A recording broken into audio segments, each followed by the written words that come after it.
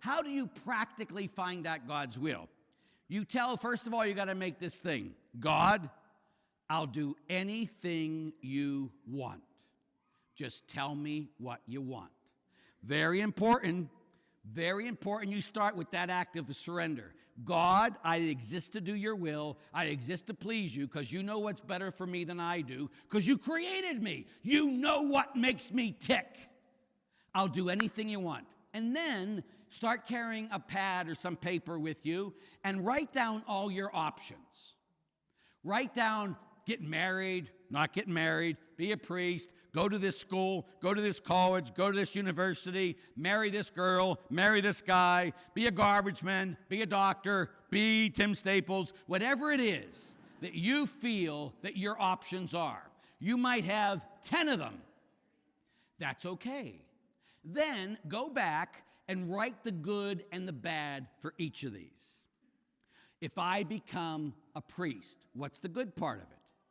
What's the bad part of it? If I marry this guy, what's the good things about him? What's the bad things about them? Will this, one of the questions you have to ask is, will this make me love God more? And will this make me love others more?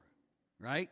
I once had one of my kids' spiritual director, he called me, he was in seminary at Franciscan University, and he called me crying one day. And I said, Peter, what's the matter?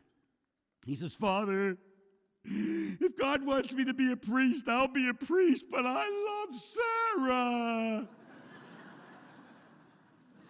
Peter, get the hell out of the seminary.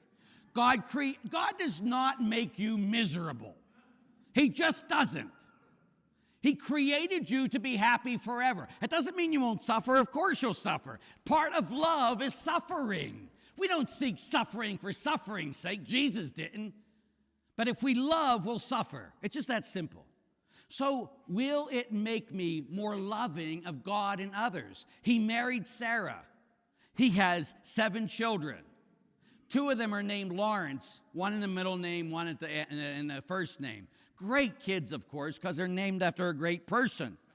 But the reality is, God called him to be married. That's what gave him peace. That's what made him love God more and love other people more. So you ask that question, will this make me love God more? Will it make me more loving of others? That's very important. And then you sit with God with all these different things. This might take months. And you hold each piece of paper with the choice, the good and the bad. Will it help me love God more? Will it help me love others? And sit with it. Is this what you want me to do, God? If it gives you peace, keep it. If it doesn't give you peace, get rid of it. And then you keep breaking it down. You keep going down. It might go from 10 to 3. You keep sitting with, I'll do anything you want, God. I'll do anything you want. And then keep thinking, does this make me more loving? What's the good? What's the bad? Does it help me be more loving to others? You might get down to 2 different things. God, what am I going to do now? This is the final.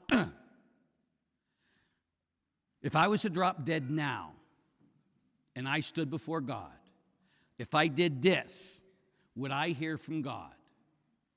Well done, good and faithful servant. If I was to drop dead and I stood before God, would I hear him say, well done, good and faithful servant? That'll give you the greatest peace, and that's the direction to go. It's helpful, if you can, to have a spiritual director and help you discern that, but that's not available to everybody. But so this is what I tell people to help you. Will this make you more loving of God and others? Does it give you peace? Then do it. And that's not just for vocational things. It's for all decisions in your life.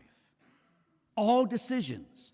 And if you do that, then you can know, because you're seeking his will, that you're going to do his will. And you will hear, well done, good and faithful servant. Because in the end, all that matters when your life is over and done, people ask me again and again, what do you want at the end of my life?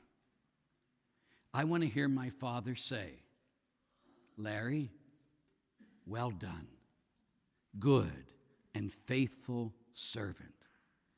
enter in to your home. That's the will of God for all of us. He wants you to be with him forever. He created you to give you peace, and he will give you that peace when you say yes to his almighty will.